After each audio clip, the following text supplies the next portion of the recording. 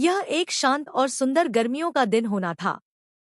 पर्यटकों से भरी हुई थी पहलगाम की वादियाँ, कश्मीर के दिल में बसा एक स्वर्ग, जहाँ देवदार के पेड़ फुसफुसाते हैं और नदियाँ चांदी की लकीरों की तरह बहती हैं।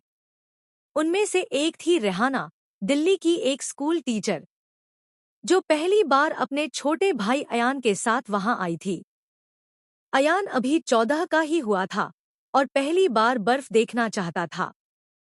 वे दोनों प्राचीन ममलेश्वर मंदिर में एक दिया जलाकर अपने स्वर्गवासी माता पिता के लिए मौन प्रार्थना कर चुके थे। सालों बाद रेहाना की मुस्कान लौट आई थी। कुछ पल के लिए उन्हें यकीन हो चला था, शायद एक नई शुरुआत मुमकिन है। फिर कोहराम, एक भयानक धमाके ने घाटी को चीर दिया। धुआं, चीखें, भागते सैनिक।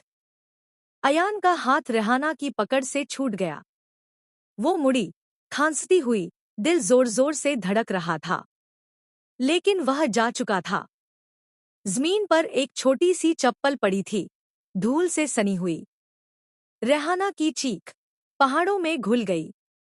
उस हमले ने मासूम जिंदगियां छीन ली, खुशियों को राख में बदल दिया। उस दिन पहलगाम भी रोया था, सिर्फ अयान के लिए नहीं, बल्कि हर अधूरी कहानी, हर टूटी हुई उम्मीद के लिए। और रेहाना, वो हर साल लौटती है, भूलने के लिए नहीं, बल्कि याद करने के लिए।